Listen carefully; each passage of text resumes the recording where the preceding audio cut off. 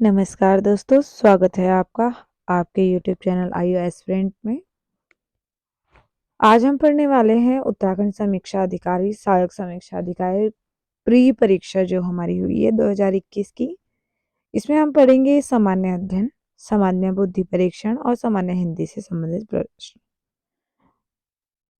जो नए बच्चे हैं वो मेरे चैनल को सब्सक्राइब करें, जो पुराने हैं वो मेरे साथ जुड़ें और क्लास को स्टार्ट हम कर रहे हैं तो फटाफट से क्लास में ऐड हो जाइए।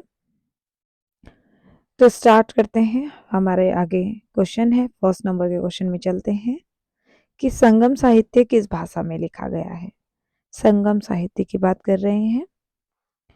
अगर हम संगम साहित्य की बात करते हैं तो ये लिखा गया है किस भाषा में, तो ये लिखा गया है हमारे तमिल भाषा में।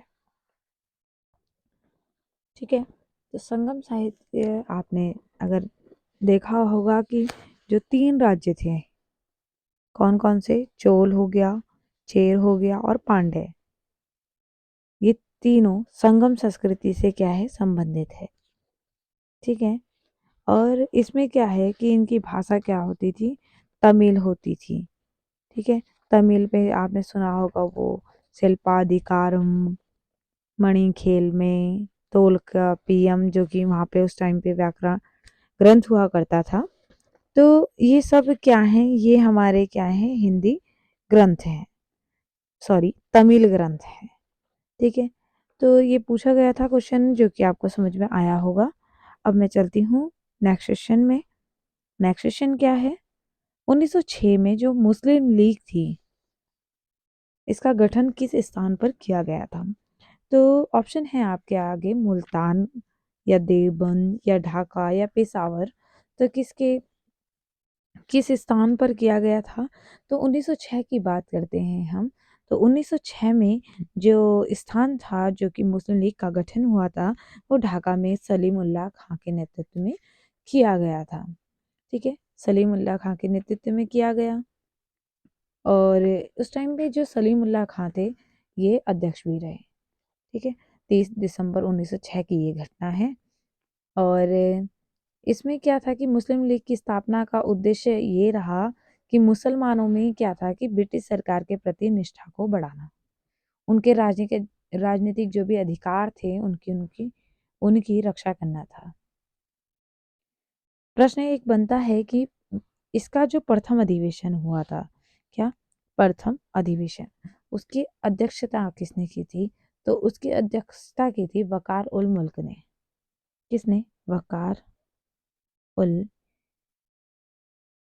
मुल्क ने या मुस्तान हुसैन। ठीक है, तो 2 क्वेश्चन आपके कंप्लीट हो गए हैं। आगे चलते हैं। महान विद्वान अश्वघोष किस शासक के समकालीन थे। तो ये हमारे जो थे महान जो विद्वान अश्वघोष की बात करते हैं, तो ये थे हमारे जो हमारे पुष्यगुप्त वैश्य, अश्वघोष की बात कर रहे हैं, सॉरी। तो ये थे उस टाइम पे कनिष्क के समकालीन। ठीक है, अगर हमारे अश्वघोष की बात करते हैं तो इन्होंने कई रचनाएं की हैं और कनिष्क के राजकवि रहे हैं ये। तो इनकी रचनाओं के बारे में मैं बताऊं तो एक इनकी है बुद्ध चरित, अश्वघोष की। ठीक है, एक हो गई। दूसरी है इनकी सौंदरानंद, सौंदरानंद। ठीक है, दूसरी बुक ये हो गई इनकी। तीसरी बुक की मैं अगर बात करूं तो तीसरी बुक है इनकी सारी पुत्र प्रकरण, सारी पुत्र प्रकरण। ठीक है, इनकी ये बुक है। इनमें प्रथम 2 महाकाव्य हैं और ये जो लास्ट वाला है वो हमारा क्या है, नाटक है। अश्वघोष जो है वो कवि तथा नाटककार होने के साथ साथ संगीतज्ञ, दार्शनिक भी रहे हैं। ठीक है, और अगर मैं कनिष्क की बात करती हूँ तो कनिष्क जो हमारे हैं उनके दरबार में नागार्जुन भी रहते थे, वसुमित्र भी रहते थे, चरक चरक जी भी रहते थे, पार्श्व जी भी रहते थे। ठीक है, तो अब आया है आपके क्वेश्चन आगे, सुदर्शन झील, जिस सुदर्शन लेक है उसको बनाया किसने, उसका निर्माण किसने करा? तो उसका निर्माण किया था पुष्यगुप्त वैश्य ने। ठीक है, चंद्रगुप्त मौर्य के टाइम की ये बात है। तो उस टाइम पे सौराष्ट्र के गवर्नर थे पुष्यगुप्त वैश्य। इनके द्वारा ही सुदर्शन झील का क्या कराया गया, निर्माण कराया गया। ये जानकारी कहाँ से मिली, ये कहीं से तो मिली होगी। तो ये मिली थी जूनागढ़ अभिलेख से।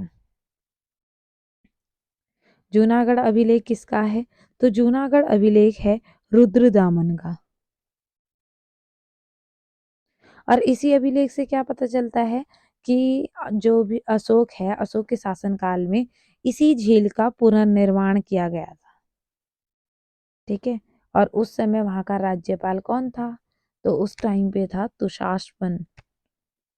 ठीक है, तो इसी अभिलेख से इस झील के बांधों के पुनर्निर्माण की जानकारी स्कंदगुप्त के शासनकाल में गिरनार के जो प्रशासक थे सुविशाग द्वारा प्राप्त है। ठीक है, तो ये आपका क्वेश्चन ये हो गया है कंप्लीट। नेक्स्ट क्वेश्चन में चलती हूँ। नेक्स्ट क्वेश्चन है कि अशोक के सारनाथ पर कौन सा पशु अंकित नहीं है? तो कौन सा पशु अंकित नहीं है? घोड़ा तो है, हाथी है, घोड़ा हो गया, हाथी हो गया, और शेर भी है, गैंडा नहीं है। ठीक है, तो कौन होना चाहिए था? बैल होना चाहिए था। ठीक है, बैल, घोड़ा, हाथी और सिंह इसमें दर्शाए गए हैं। और जो स्मिथ जी ने कहा है कि इस स्तंभ में पशुओं का चित्रण सुंदरता पूर्वक किया गया है और वह विश्व में कहीं नहीं है। इस स्तंभ पर गैंडा पशु नहीं दर्शाया गया।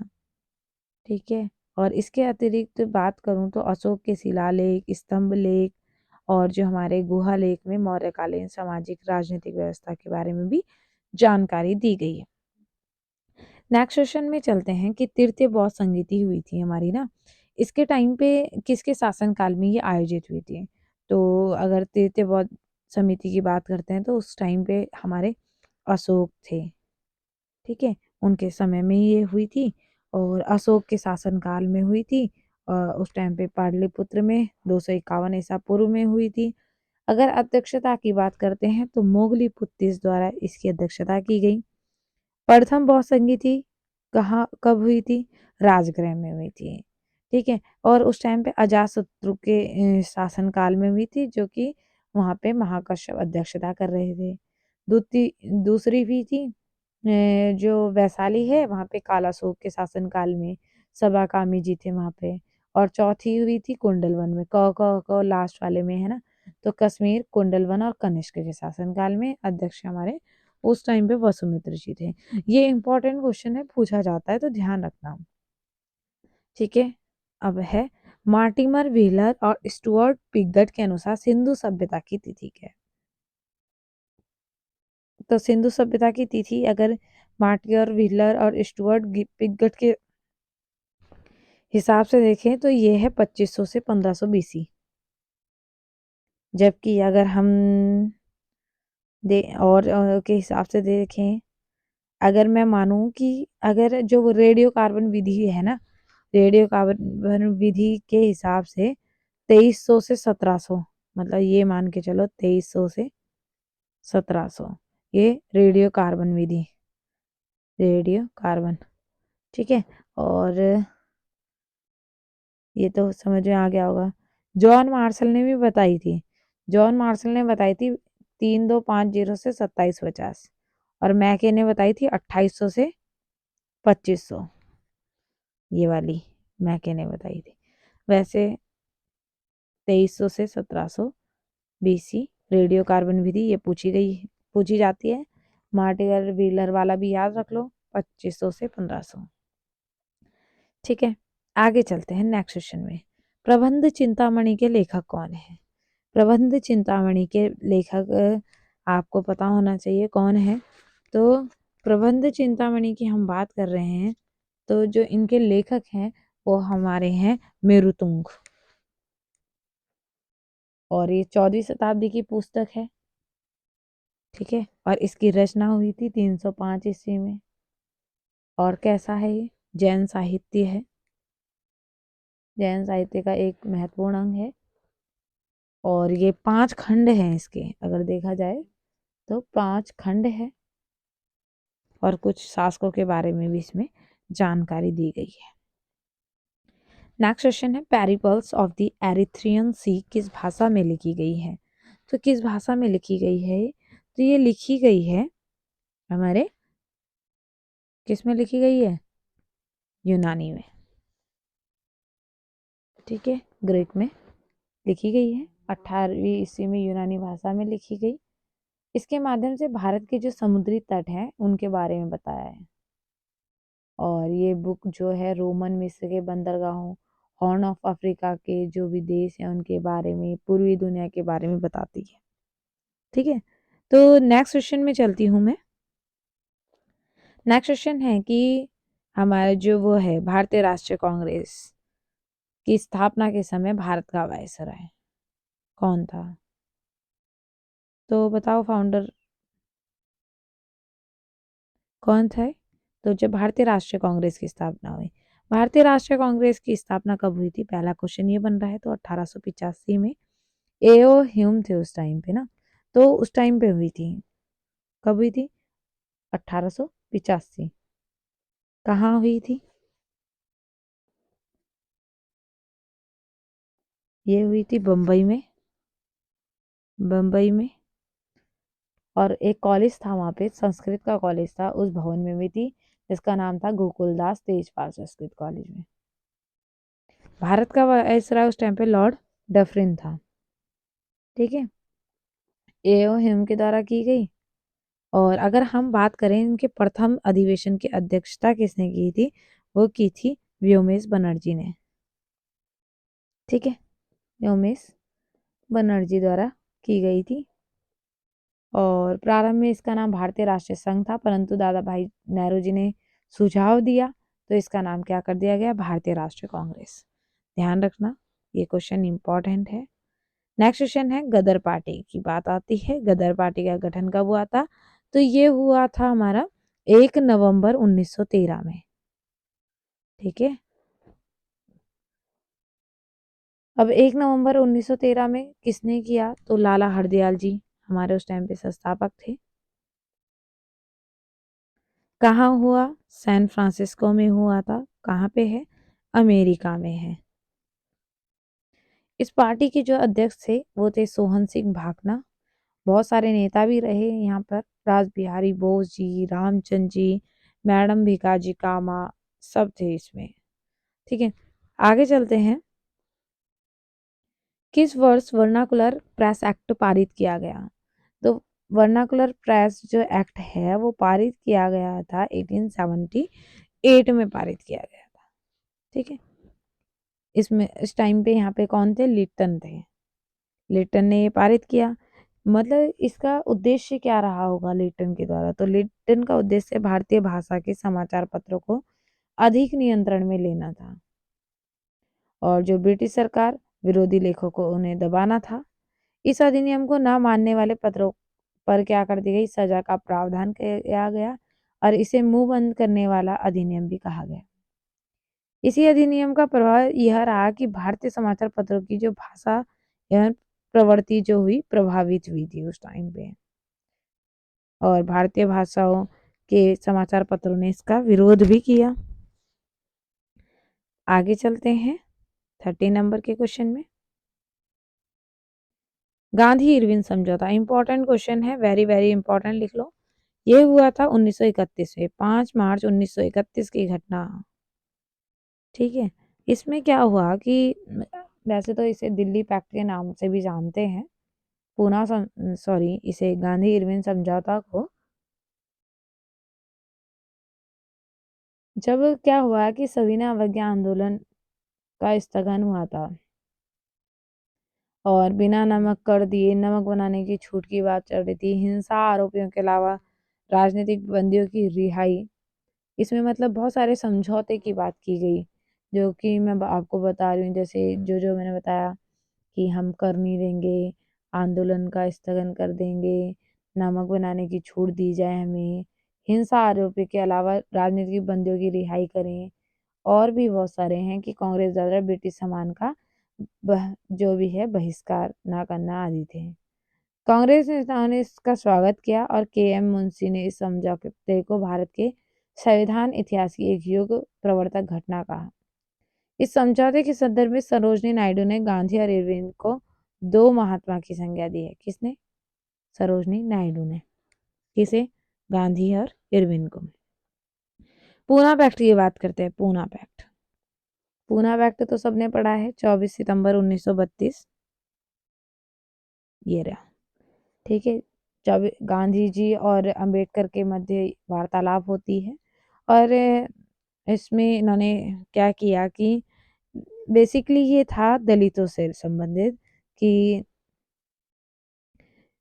मतलब एक निर्वाचन, इसमें दलितों के लिए पृथक निर्वाचन दिया जाए, मतलब ये हमारे अंबेडकर जी चाहते थे। ठीक है, तो पृथक निर्वाचन की व्यवस्था की बात कर रहे थे। तो और बहुत सारी चीज़ें थी जिसमें दोनों की मीटिंग होती है 24 सितंबर 1932 को, और इसमें हस्ताक्षर होते हैं। इस समझौते के तहत दलितों के लिए पृथक निर्वाचन व्यवस्था समाप्त कर दी। विभिन्न प्रांतीय मंडलों में दलित वर्ग के लिए 148 सीट, केंद्रीय विधानमंडल तथा 18% सीट आरक्षित कर दी गई, अब आरक्षित करी गई है। ठीक है, और ब्रिटिश प्रधानमंत्री रैमजे मैकडोनाल्ड द्वारा जारी संपादकीय 95 में पृथक निर्वाचन पद्धति को मुसलमानों के साथ साथ दलित जो वर्ग हैं, क्या है, दलित वर्गों पर लागू करने के कारण महात्मा गांधी द्वारा जेल में आमरण अनशन प्रारंभ कर दिया गया और इस अनशन का समापन पूना समझौते के द्वारा किया गया। असहयोग आंदोलन। गांधी जी, देखो कोई भी पेपर हो, गांधी जी जरूर पढ़ें। गांधी जी से संबंधित प्रश्न पेपर में पूछा ही जाता है। अब क्या हुआ, हम असहयोग आंदोलन में वापस लौटते हैं। चोरा चोरी की घटना हुई थी, याद होगा, चोरा चोरी की घटना ना, अगर याद नहीं है तो याद कीजिए कि क्या हुआ था उस दिन। ये 5 फरवरी की घटना है कि चोरा चोरी कांड होता है और गांधी जी ने क्या किया था, असहयोग आंदोलन को समाप्त करने का निर्णय ले लिया, क्योंकि चोरा चोरी में इन्होंने क्या किया, भारतीय लोगों ने एक थाने में आग लगा दी, जिससे कुछ लोग वहां पर जल गए, मर गए। तो इसलिए उन्होंने क्या किया कि असहयोग आंदोलन को समाप्त करने का निर्णय ले लिया, क्योंकि वो अहिंसा तो चाहते नहीं थे। अब क्या हुआ कि ये घटना हुई 1922 में। ठीक है, 1922 को बारदोली में हुई कांग्रेस कार्य समिति बैठक में इस आंदोलन को समाप्त करने की घोषणा कर दी गई, जिसमें बहुत सारे लोग प्रभावित हुए, जैसे मोतीलाल नेहरू जी, सुभाष चंद्र बोस, सी आर दास, जे एल नेहरू, अली बंधु, लाला लाजपत राय आदि नेताओं ने आंदोलन को वापस लेने के निर्णय की आलोचना की। अब क्या होता है कि जब इस टाइम पे लोग बड़े गर्मी में थे, मतलब ये था कि देश उसी टाइम आज़ाद भी हो जाता, लेकिन अगर अहिंसा ना होती तो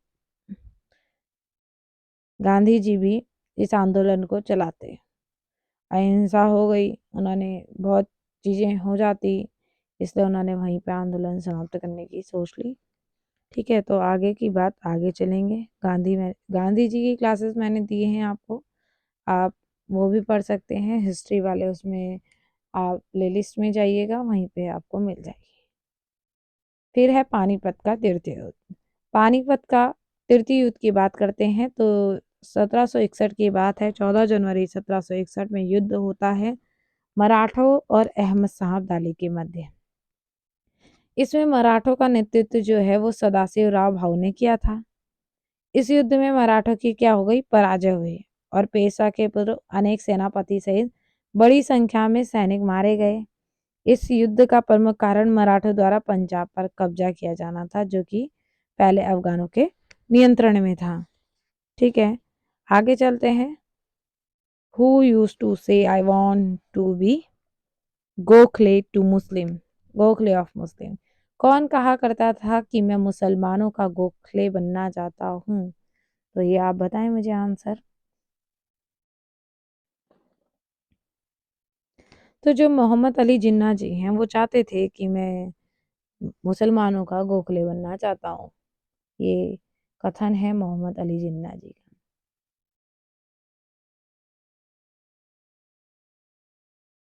ठीक है।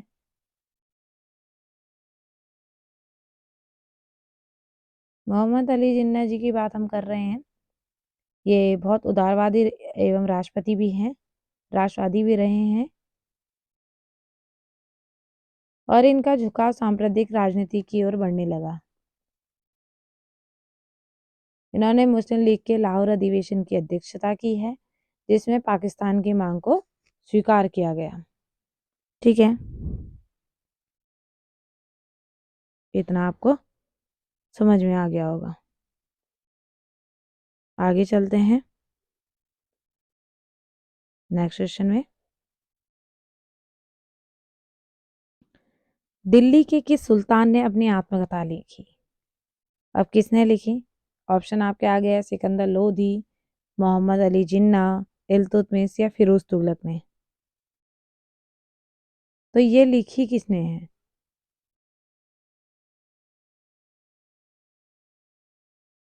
तो ये लिखी थी फिरोज तुगलक ने, फारसी भाषा में लिखी थी। ठीक है। और फिरोज शाह तुगलक ने फारसी एवं संस्कृत भाषा में साहित्य के विकास को प्रोत्साहित किया है और फारसी भाषा का सर्वाधिक विकास किया। ठीक है। बरने की बात करूं मैं तो उन्होंने तारीख फिरोजशाही की रचना की थी। नेक्स्ट क्वेश्चन है, श्यामजी कृष्ण वर्मा ने लंदन में इंडिया हाउस की स्थापना कब की? अब श्यामजी कृष्ण वर्मा जी की बात करते हैं तो इन्होंने की थी 1905 में। ठीक है। इस सोसाइटी ने इंडिया हाउस की स्थापना की और बाहर विदेशी धरती पर स्थापित सबसे पुरानी क्रांतिकारी ये संस्था रही। प्रमुख सदस्य हमारे मदन लाल ढींगरा हैं, वीडी सावरकर हैं या हरदयाल जी हैं।